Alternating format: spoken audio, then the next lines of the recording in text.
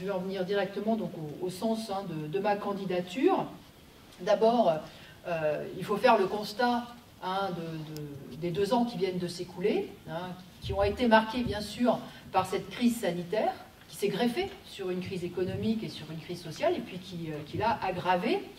Et on sort de ces 2 ans avec un bilan quand même saisissant, parce que du côté de la minorité la plus riche, du côté de la bourgeoisie, du côté des financiers, effectivement, c'est le bonheur, puisque les milliardaires, là, ont vu leur fortune augmenter de 40%, puisque les cours boursiers crèvent les plafonds, parce que les profits des entreprises du CAC 40 sont au beau fixe, avec y compris Stellantis, là, qui va peut-être avoir la palme, je ne sais pas, mais plus de 6 milliards, c'est ça, de profits pour le premier semestre de l'année, attention, donc on a cette accumulation-là d'argent à un pôle et cet enrichissement spectaculaire. Eh bien, quand on appartient au monde du travail, on sait comment il a été réalisé.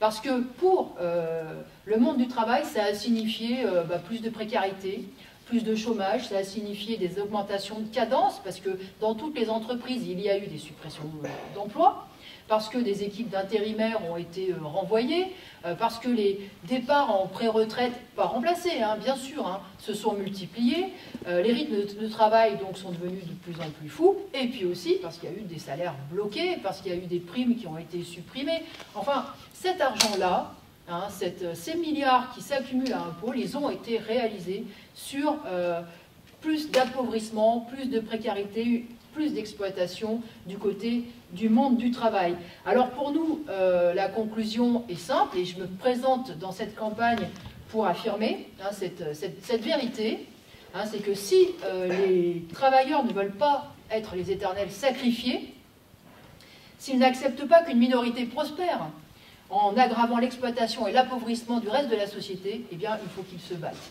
Il faut qu'ils se battent pour leurs intérêts contre ce grand patronat.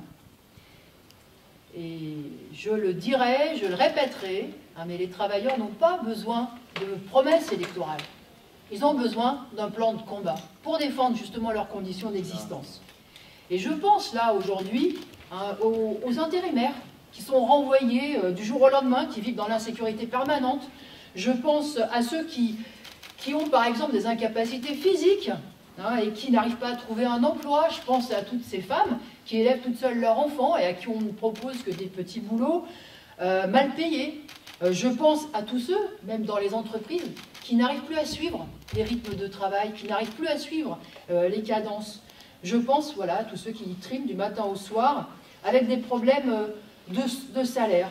Alors la question qui se pose à nous, qui se pose à l'ensemble du monde du travail, c'est est-ce que l'on va laisser les actionnaires se goinfrer pendant que des millions de femmes et d'hommes des classes populaires perdent leur gagne-pain ou n'arrivent plus à joindre les deux bouts? Est-ce qu'on va laisser le gouvernement réduire les allocations et les droits au chômage, là, tout de suite, au 1er octobre, alors même que la pandémie, la crise sanitaire, a fait basculer des familles entières dans la misère, dans la précarité, alors que l'avenir s'est bouché pour pas mal de jeunes? Alors les choses, elles ne peuvent pas continuer comme ça. Et nous disons aux travailleurs qu'ils ont la force d'inverser les choses. Que si nous nous mettons en ordre de bataille, si nous renouons avec les luttes collectives, oui, nous pouvons inverser la situation. C'est quelque chose que nous disons dans notre militantisme quotidien.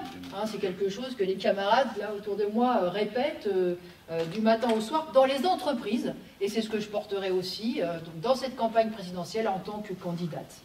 Je voudrais aussi dire que cette perspective de se mettre en ordre de bataille, de rendre les coups, c'est une perspective qui est très concrète, y compris là dans les jours qui viennent, puisqu'il y a aussi cet appel du 5 octobre, pour lequel cet appel interprofessionnel, donc de différentes organisations syndicales, CGT, la FSU, FO, Solidaire, et nous pensons que les travailleurs doivent se saisir justement de cet appel pour commencer à se mettre en ordre de marche. Voilà, en tout cas, bon, vous l'aurez compris, notre message dans cette campagne, hein, c'est d'avertir les travailleurs et de leur dire qu'il n'y aura pas d'avancée significative pour le monde du travail sans que l'on inverse le rapport de force, sans que l'on s'affronte avec le grand patronat, les financiers, la classe capitaliste. Et je dois dire que quand je vois ce début de campagne, là, quand je vois les promesses qui pleuvent de tous les côtés, bah, en fait, ça me met en colère. Ça me met en colère parce que c'est effectivement la foire aux promesses. Alors, on en a à tous les niveaux, hein. Alors, sur les salaires, c'est vraiment l'avalanche, puisque les uns proposent des augmentations de 10%, les autres s'engagent à les augmenter de 15%. On a Madame Hidalgo qui promet un doublement des salaires des enseignants, mais on en a aussi sur l'emploi. Hein. Ils sont tous en train de nous expliquer qu'ils vont créer des centaines de milliers d'emplois avec la planification écologique, par exemple, ou encore en faisant de la relocalisation et de la réindustrialisation. Donc voilà, on en revient toujours au même cirque électoral. Hein, c'est le même cirque électoral où on entend les uns les autres poser en futur président du redressement, du changement, le président qui va être le président du pouvoir d'achat, etc., etc. Alors, nous en avons soupé, hein, de toutes ces promesses électorales qui sont oubliées, qui sont piétinées aussitôt qu'ils arrivent au pouvoir. Une fois président, ils se transforment tous en paillassons de la bourgeoisie. Et ça, c'est vrai, qu'ils soient de gauche, qu'ils soient de droite, c'est vrai qu'ils soient issus du monde de la finance, comme Macron, c'est vrai qu'ils aient dénoncé la finance, hein, dans leur campagne électorale, comme Hollande. Alors voilà, tout ce qu'il y a à souhaiter, et moi ce que j'espère, y compris dans les jours qui viennent, là, c'est que cette mascarade électorale, hein, et cette pluie-là de promesses démagogiques, eh bien, elle alimente la colère du monde du travail et qu'elle pousse justement les salariés, les chômeurs à se faire entendre. Des augmentations de salaire, bah, bien sûr qu'il en faut des augmentations de salaire. Tout augmente, et ça, il y a unanimité, hein, pour dire d'ailleurs que cette augmentation du prix de l'essence, de l'électricité, du gaz est très préoccupante.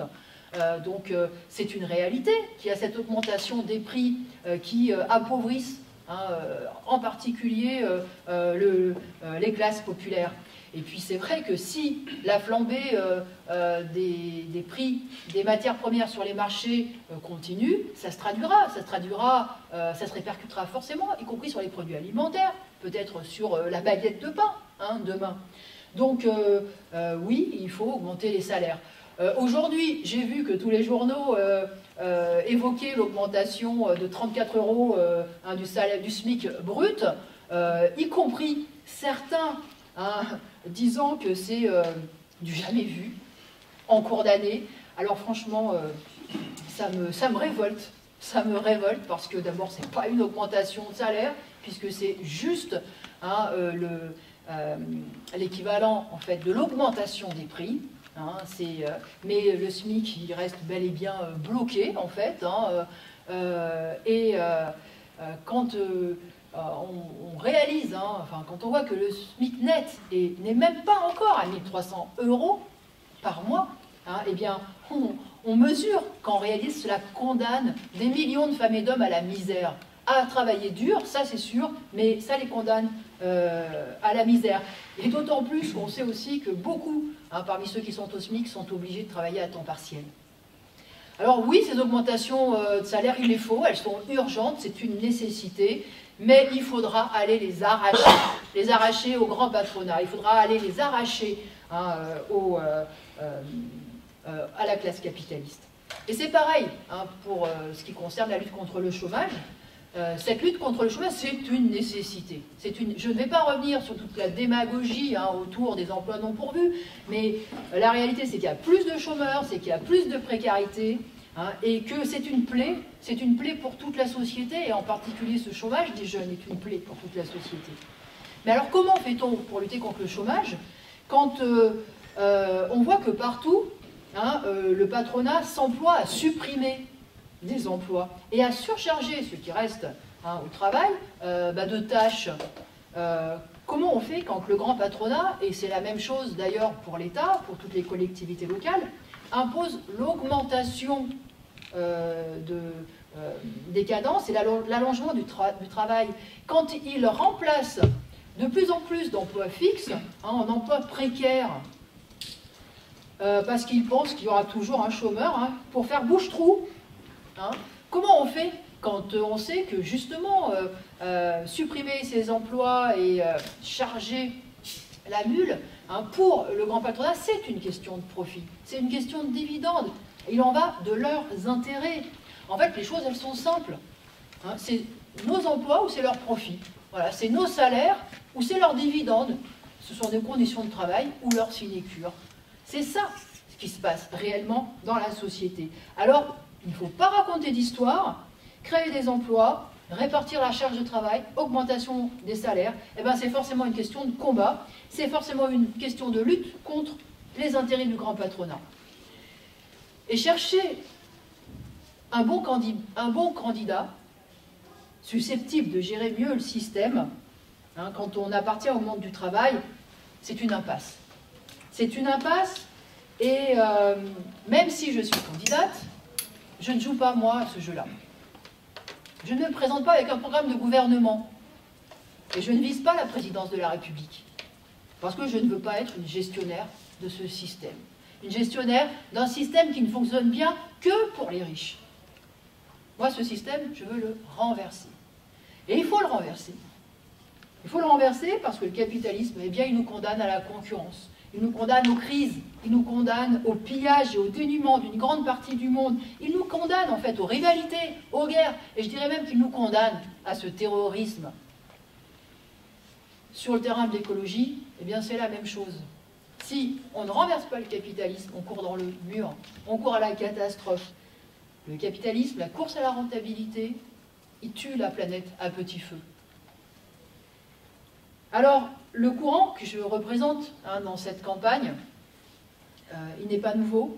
Il reprend l'objectif pour lequel des générations de travailleurs se sont battus, avec la perspective de l'émancipation des travailleurs, avec l'objectif d'une société sans exploitation, sans cette propriété privée des usines, des grands groupes capitalistes, des grandes entreprises, qui fait que de père en fils, une minorité capitaliste transmet des fortunes, alors que pour la majorité, tout ce qu'on a à transmettre à nos enfants, c'est l'obligation de travailler de plus en plus dur. Alors en conclusion, ce n'est pas Hidalgo, ni Mélenchon, ni Roussel, et encore moins Macron, Pécresse ou Le Pen qui détiennent les solutions pour changer le sort des exploités et pour changer l'avenir de la société. Ce sont les travailleurs eux-mêmes, et cela dépendra de leur lutte et de leur conscience de classe. Il appartient aux travailleurs, à tous ceux qui sont aujourd'hui mal payés, méprisés, humiliés, de changer leur sort, mais aussi de changer toute la société. Et je suis candidate à l'élection présidentielle, donc pour défendre cette perspective-là.